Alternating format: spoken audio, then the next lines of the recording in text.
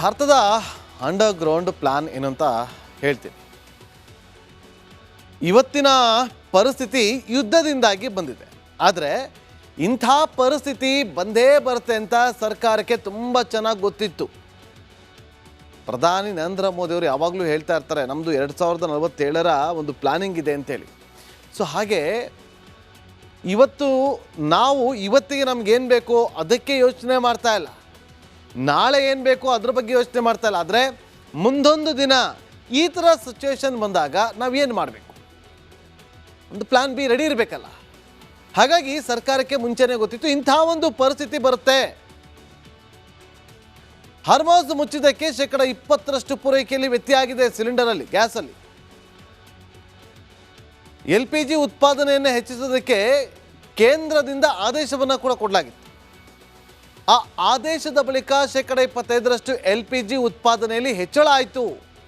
ವಾಣಿಜ್ಯ ಸಿಲಿಂಡರ್ ಪೂರೈಕೆ ಕ್ರಮಬದ್ಧಗೊಳಿಸಲಾಗಿದೆ. ಈಗ ಯಾರಾದರೂ ಎಷ್ಟಾದರೂ ಸಿಲಿಂಡರನ್ನು ಖರೀದಿ ಮಾಡಬಹುದು. ನೋಡಿ ವೀಕ್ಷಕರೇ, ಪ್ಯಾನಿಕ್ ಆಗಬೇಡಿ. ನಾಳೆ ಅಥವಾ ನಾಡ್ದು 2 ದಿನದಲ್ಲಿ ಎಲ್ಲ ಸಮಸ್ಯೆಗಳು ಬಗೆಹರಿಯುತ್ತೆ.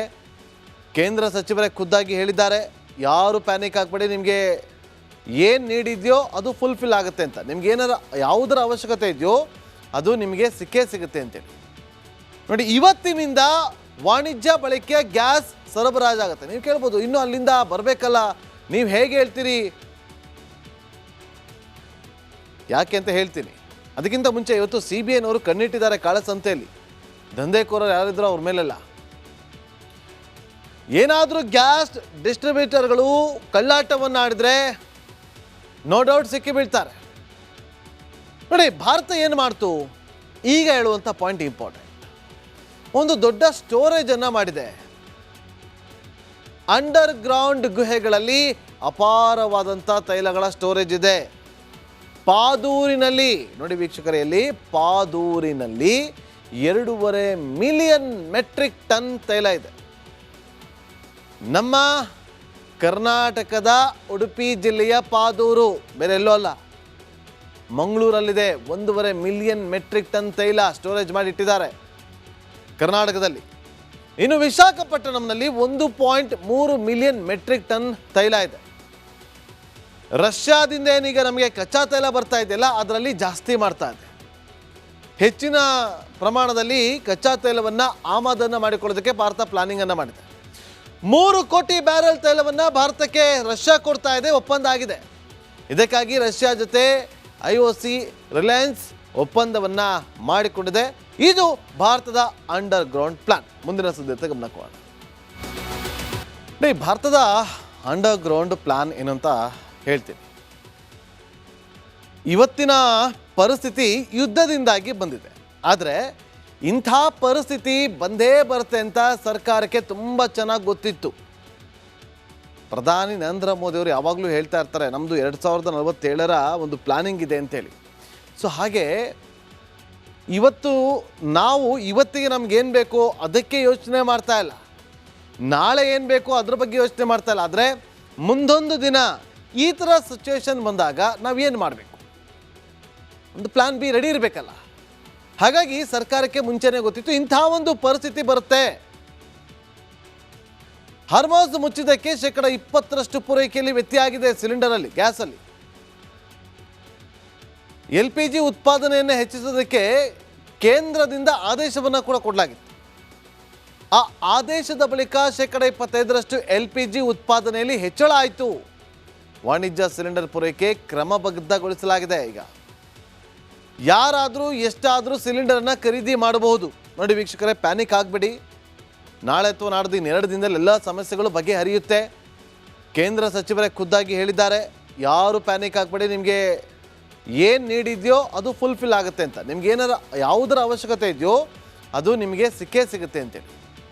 ನೋಡಿ, ಇವತ್ತಿನಿಂದ ವಾಣಿಜ್ಯ ಬಳಕೆಯ ಗ್ಯಾಸ್ ಸರಬರಾಜಾಗುತ್ತೆ. ನೀವು ಕೇಳ್ಬೋದು, ಇನ್ನೂ ಅಲ್ಲಿಂದ ಬರಬೇಕಲ್ಲ, ನೀವು ಹೇಗೆ ಹೇಳ್ತೀರಿ? ಯಾಕೆ ಅಂತ ಹೇಳ್ತೀನಿ. ಅದಕ್ಕಿಂತ ಮುಂಚೆ ಇವತ್ತು CBIನವರು ಕಣ್ಣಿಟ್ಟಿದ್ದಾರೆ ಕಾಳಸಂತೆಯಲ್ಲಿ. ದಂಧೆಕೋರರು ಯಾರಿದ್ರು ಅವ್ರ ಮೇಲೆಲ್ಲ.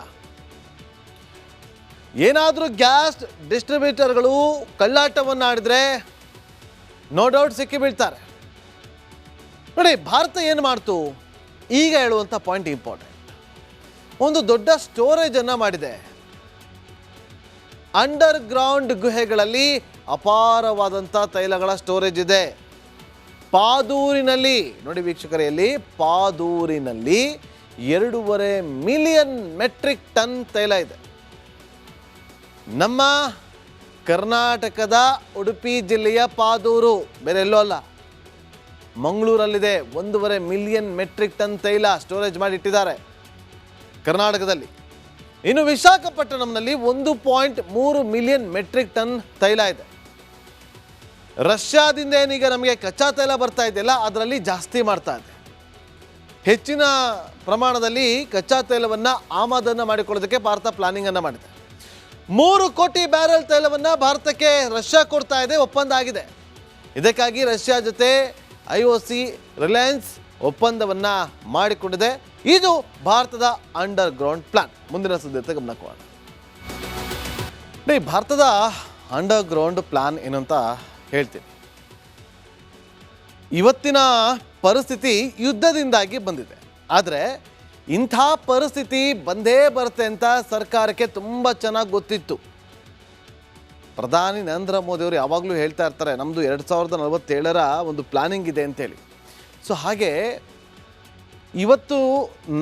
ಇವತ್ತಿಗೆ ನಮಗೇನು ಬೇಕೋ ಅದಕ್ಕೆ ಯೋಚನೆ ಮಾಡ್ತಾ ಇಲ್ಲ, ನಾಳೆ ಏನು ಬೇಕೋ ಅದ್ರ ಬಗ್ಗೆ ಯೋಚನೆ ಮಾಡ್ತಾ ಇಲ್ಲ. ಆದರೆ ಮುಂದೊಂದು ದಿನ ಈ ಥರ ಸಿಚುವೇಶನ್ ಬಂದಾಗ ನಾವೇನು ಮಾಡಬೇಕು, ಒಂದು ಪ್ಲಾನ್ ಬಿ ರೆಡಿ ಇರಬೇಕಲ್ಲ. ಹಾಗಾಗಿ ಸರ್ಕಾರಕ್ಕೆ ಮುಂಚೆನೇ ಗೊತ್ತಿತ್ತು ಇಂಥ ಒಂದು ಪರಿಸ್ಥಿತಿ ಬರುತ್ತೆ.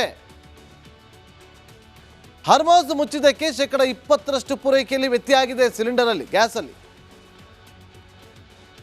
LPG ಉತ್ಪಾದನೆಯನ್ನು ಹೆಚ್ಚಿಸೋದಕ್ಕೆ ಕೇಂದ್ರದಿಂದ ಆದೇಶವನ್ನು ಕೂಡ ಕೊಡಲಾಗಿತ್ತು. ಆ ಆದೇಶದ ಬಳಿಕ 25% LPG ಉತ್ಪಾದನೆಯಲ್ಲಿ ಹೆಚ್ಚಳ ಆಯಿತು. ವಾಣಿಜ್ಯ ಸಿಲಿಂಡರ್ ಪೂರೈಕೆ ಕ್ರಮಬದ್ಧಗೊಳಿಸಲಾಗಿದೆ. ಈಗ ಯಾರಾದರೂ ಎಷ್ಟಾದರೂ ಸಿಲಿಂಡರನ್ನು ಖರೀದಿ ಮಾಡಬಹುದು. ನೋಡಿ ವೀಕ್ಷಕರೇ, ಪ್ಯಾನಿಕ್ ಆಗಬೇಡಿ. ನಾಳೆ ಅಥವಾ ನಾಡ್ದು 2 ದಿನದಲ್ಲಿ ಎಲ್ಲ ಸಮಸ್ಯೆಗಳು ಬಗೆಹರಿಯುತ್ತೆ. ಕೇಂದ್ರ ಸಚಿವರೇ ಖುದ್ದಾಗಿ ಹೇಳಿದ್ದಾರೆ, ಯಾರು ಪ್ಯಾನಿಕ್ ಆಗಬೇಡಿ, ನಿಮಗೆ ಏನು ನೀಡಿದೆಯೋ ಅದು ಫುಲ್ಫಿಲ್ ಆಗುತ್ತೆ ಅಂತ. ನಿಮ್ಗೆ ಏನಾರ ಯಾವುದರ ಅವಶ್ಯಕತೆ ಇದೆಯೋ ಅದು ನಿಮಗೆ ಸಿಕ್ಕೇ ಸಿಗುತ್ತೆ ಅಂತೇಳಿ. ನೋಡಿ, ಇವತ್ತಿನಿಂದ ವಾಣಿಜ್ಯ ಬಳಕೆಯ ಗ್ಯಾಸ್ ಸರಬರಾಜಾಗುತ್ತೆ. ನೀವು ಕೇಳ್ಬೋದು, ಇನ್ನೂ ಅಲ್ಲಿಂದ ಬರಬೇಕಲ್ಲ, ನೀವು ಹೇಗೆ ಹೇಳ್ತೀರಿ? ಯಾಕೆ ಅಂತ ಹೇಳ್ತೀನಿ. ಅದಕ್ಕಿಂತ ಮುಂಚೆ ಇವತ್ತು CBIನವರು ಕಣ್ಣಿಟ್ಟಿದ್ದಾರೆ ಕಾಳಸಂತೆಯಲ್ಲಿ. ದಂಧೆಕೋರರು ಯಾರಿದ್ರು ಅವ್ರ ಮೇಲೆಲ್ಲ. ಏನಾದರೂ ಗ್ಯಾಸ್ ಡಿಸ್ಟ್ರಿಬ್ಯೂಟರ್ಗಳು ಕಳ್ಳಾಟವನ್ನು ಆಡಿದ್ರೆ ನೋ ಡೌಟ್ ಸಿಕ್ಕಿ ಬೀಳ್ತಾರೆ. ನೋಡಿ, ಭಾರತ ಏನು ಮಾಡ್ತು ಈಗ ಹೇಳುವಂಥ ಪಾಯಿಂಟ್ ಇಂಪಾರ್ಟೆಂಟ್. ಒಂದು ದೊಡ್ಡ ಸ್ಟೋರೇಜ್ ಅನ್ನು ಮಾಡಿದೆ. ಅಂಡರ್ ಗ್ರೌಂಡ್ ಗುಹೆಗಳಲ್ಲಿ ಅಪಾರವಾದಂಥ ತೈಲಗಳ ಸ್ಟೋರೇಜ್ ಇದೆ. ಪಾದೂರಿನಲ್ಲಿ ನೋಡಿ ವೀಕ್ಷಕರಲ್ಲಿ, ಪಾದೂರಿನಲ್ಲಿ 2.5 ಮಿಲಿಯನ್ ಮೆಟ್ರಿಕ್ ಟನ್ ತೈಲ ಇದೆ. ನಮ್ಮ ಕರ್ನಾಟಕದ ಉಡುಪಿ ಜಿಲ್ಲೆಯ ಪಾದೂರು, ಬೇರೆ ಎಲ್ಲೋ ಅಲ್ಲ, ಮಂಗಳೂರಲ್ಲಿದೆ. 1.5 ಮಿಲಿಯನ್ ಮೆಟ್ರಿಕ್ ಟನ್ ತೈಲ ಸ್ಟೋರೇಜ್ ಮಾಡಿ ಇಟ್ಟಿದ್ದಾರೆ ಕರ್ನಾಟಕದಲ್ಲಿ.